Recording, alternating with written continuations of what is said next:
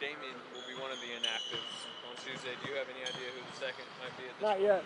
Not yet. It won't be a guard. You know, we're a little thin in the backcourt, so it'll be a big man, but not sure yet.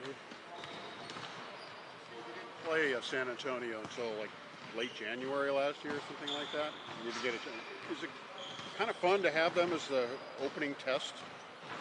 Yeah, I mean, it's always fun to play them. They're such a great team year after year, and Pop is one of my closest friends, and he's a mentor. So it's always fun to compete against them, and yeah, you might as well do it opening night. I think Gasol will add to their attack. Well, he's smart. He's a very skilled player, out on the block, but he can step out and shoot a corner three now. It's another in a long line of very, very smart players who has gone into that system. So I'm sure he's going to fit right in. Input into the Looney situation in terms of picking up his option. What was your input? Those are never my decisions. Those are management's decisions. So I always just if they ask me, I have an answer, but I think it was a no-brainer. He was the 30th pick. He missed all of last year, and we pick up the option and have him locked up for next year after I think a really good training camp. And now he's healthy, knock on wood. So I think it was an easy decision for Bob. We briefly talked about it, but it wasn't even really a decision. It was just automatic based on all those factors. It seems like coming into camp, your bar was set for him just to be healthy. Nothing more. Anything he gave you other than that was gravy. Is that kind of where it was? Well, yeah. I mean, the poor guy's had 2 hip surgeries. Is he 20? I don't even know. Is he 20 years old? First game, I didn't even want to play him in Vancouver because I was worried about his conditioning. And I asked him, and he said, well, if you could give me 3 or 4 minutes, that'd be good just to start building up. And I think he almost died after 3 minutes. And I was so worried about him just because, everybody else was just so far ahead of him because they didn't have the injuries that he's had. And he's been one of the real bright spots, I think, over the last couple of weeks. He's gotten his chance. His conditioning has improved dramatically. We've played him, I think, 15, 18 minutes a couple of times. And he's had a really, really good preseason. Steve, you've talked about how going into this year, the coaching experience was going to be different for you, just with you guys not winning the title and the ears being a little more open. What kind of reflections do you have in that respect on the preseason? Some progress? Yeah, I think we've made progress. I think we've gained some confidence in terms of playing together, and guys are getting used to one another. We weren't very good, in our first game, but since then, I think we've had 6 games we played. Most of them, I would say 4 out of those 6, we were active defensively and pretty sharp with the ball. The turnovers got better as we went, for the most part. So we have a ways to go, but we're getting where we need to be.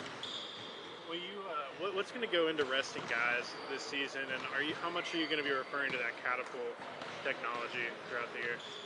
Well, a lot of it will be based on the schedule and based on how guys are feeling. The catapult is part of that. The tougher part with catapult is that we have 3 or 4 games a week. The guys don't wear the catapult stuff during games, and so there are some weeks where we don't have information to gather because maybe we have 4 games, we have a day off, and the other 2 practice days are walkthrough stuff. So there are times when we can use it, and there are times when we can't. So that's why it's really a comprehensive thing. Schedule. A guy will tell us if he's banged up or not, and sometimes we can see it, or a trainer will come to me and say, this would be a good time. But the player will always be involved in the process. Have you reiterated to the guys the importance of them being forthcoming about how they're feeling? I don't think I've said anything yet, but that's kind of a given. But I think the one difference from last year is that I think there's a sort of an awareness, a team-wide awareness that we just want to be on a steady climb to get better to the point where we're at our best in the playoffs, and that includes health dynamics as well. And last year, it seemed like we just kind of picked up where we left off from the year before and kind of cruised right from the beginning, and everyone stayed healthy for the most part. And I think there's a little bit more of a measured approach this year, a little more calculated. This is going to be a growth process as integrating so many new guys. Where do you expect that to show up first? I mean, what are going to be the most difficult things to overcome early on?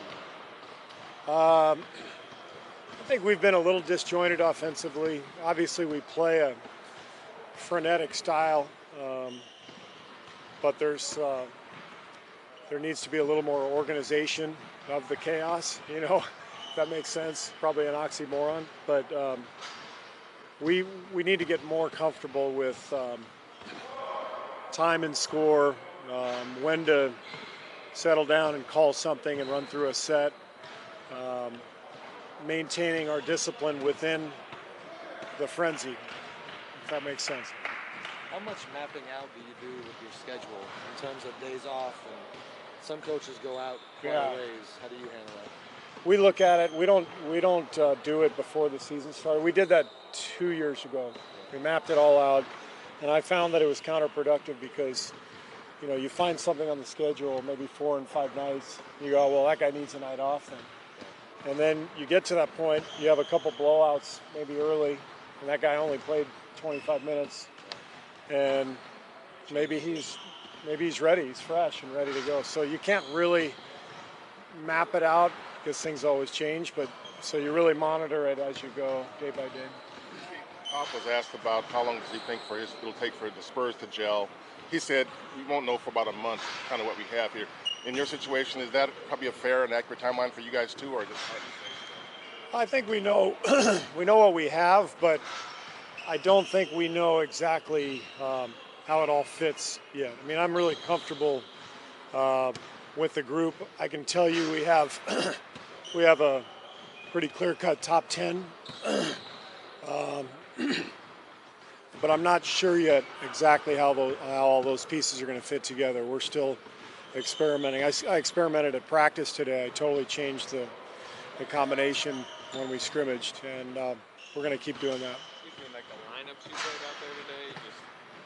Yeah, lineups. Just we get all the plus minus stuff. Sammy gives me a lot of stuff.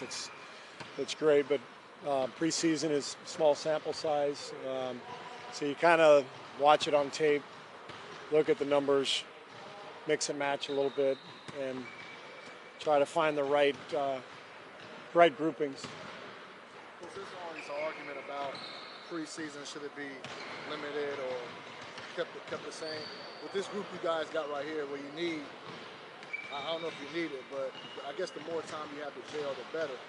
Would you say this is the right amount of, this preseason was okay for you guys as far as what you're trying to do? I think it worked out well. I think the first game in Vancouver was not very productive because we'd only had 3 practices and we needed more. But I think 5 preseason games is plenty,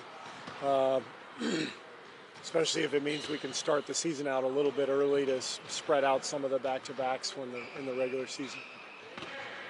Steve, I know things like MVP are not your focus, but a lot of media and fan conversation about with Kevin coming to town, and hypothetically, if you guys wind up with the best record in the league, and what the perception is about Steph and Kevin, how do you see the new landscape? You know what I'm saying? Yeah.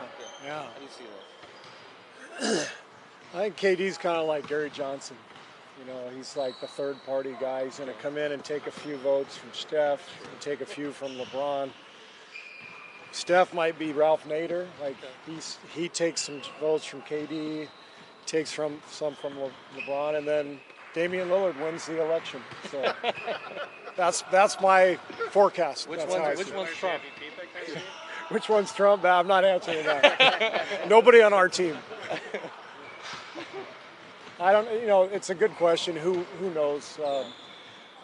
The good thing is I don't think either guy minds that Yeah. much. I mean, everybody loves to be recognized, and it would be great if one of them won MVP. But I think the fact that they're both here and both wanted to be together tells you that's not the primary goal. Sean, for most of last year, that little mid-range game of his was pretty much automatic. It hasn't looked quite the same so far in the preseason game. What are you seeing that needs to happen? Is it just playing time or what? I think his legs were a little tired early on, and he just doesn't quite have his rhythm yet. He's had so many shots that have been a little short, like an inch short, and that have kind of rattled in and out. And it's not anything that concerns me. He's working on it. He's going to find his groove pretty quickly. I'm not concerned at all. No three-pointers yet. No three-pointers yet from Sean, but I'm hoping we see a few corner threes from him.